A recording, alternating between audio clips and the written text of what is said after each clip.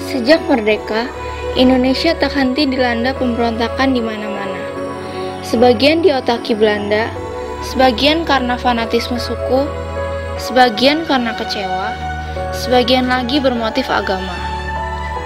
Mei 1948, Kartosuwiryo memproklamirkan diri menjadi imam negara Islam Indonesia. Berkhianat pada proklamasi 17 Agustus 1945 yang sempat ia bela. Bergabung pula dengan proklamasi negara Islam Indonesia di Sulawesi Selatan dengan Kahar Muzakar yang pernah bertempur selama evolusi fisik di Yogyakarta. Butuh sekitar 17 tahun untuk menumpas DITII. Tapi perlu setengah abad berikutnya untuk menjinakkan radikalisasi para penulis ideologi yang terus berlangsung hingga detik ini.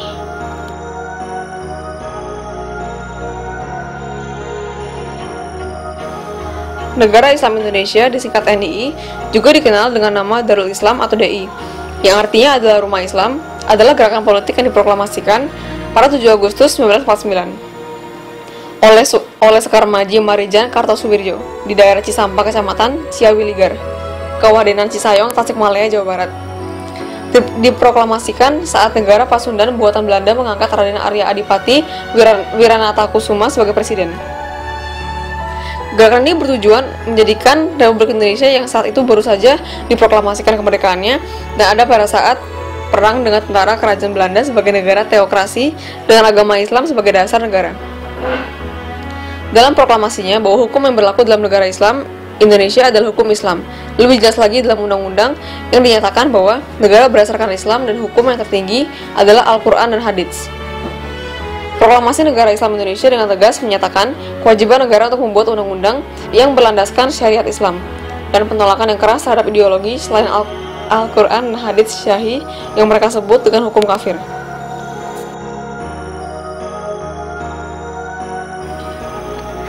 Latar belakang dari munculnya pemberontakan Jawa Tengah adalah pemberontakan DITII di Jawa Barat dengan segala cara menyebarkan pengaruhnya ke Jawa Tengah.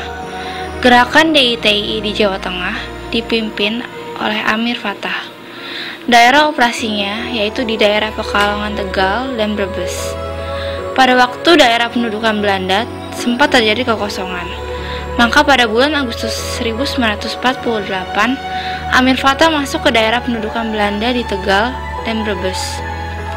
Amir Fattah masuk ke daerah pendudukan melalui sektor yang dipimpin oleh Mayor Wongso Atmojo. Mereka berhasil masuk dengan kedok untuk mengadakan perlawanan terhadap Belanda dan mendapat tugas istimewa dari Panglima Besar Sudirman untuk menyadarkan Kartosuwiryo. Amir Fattah setelah tiba di daerah pendudukan Belanda di Pekalongan dan Brebes, kemudian melepaskan kedoknya untuk mencapai tujuan.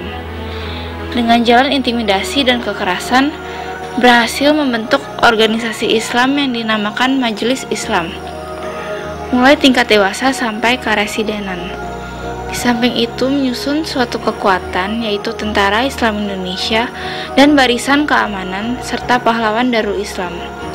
Dengan demikian di daerah pendudukan, Amir Fattah telah menyusun kekuatan DI di Jawa Tengah.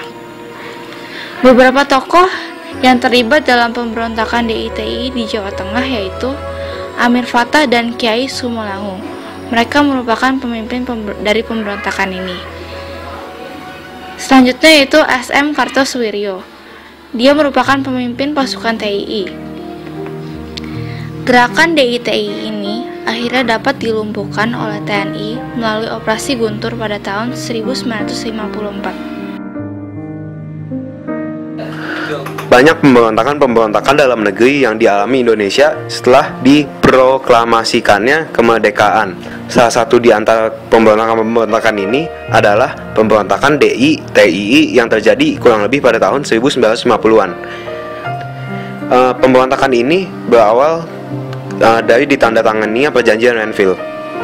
Kemudian Republik Indonesia terpaksa menarik pasukannya dari Jawa Barat ke Jawa Tengah. Setelah itu, Kartosuwiryo menolak dan membentuk Negara Islam Indonesia atau NII pada 7 Agustus tahun 1949. Pasukan DITI mendatangi rumah-rumah penduduk dan mengambil harta secara paksa. Gerakan ini menggunakan taktik gerilya. Ibrahim Abji bersama para rakyat melawan DITI dengan taktik pagar betis, yaitu mengepung pasukan musuh dari segala penjuru. Operasi Bratayuda dilancarkan untuk menumpas pasukan DITI. Satu persatu, komandan DITI pun menyerahkan diri. Pada 4 Juni 1962, Kartosurwijo ditangkap dan dihukum mati. Dia sempat mengajukan gerasi tetapi ditolak. Dan pada akhirnya ia pun dihukum dengan cara ditembak mati.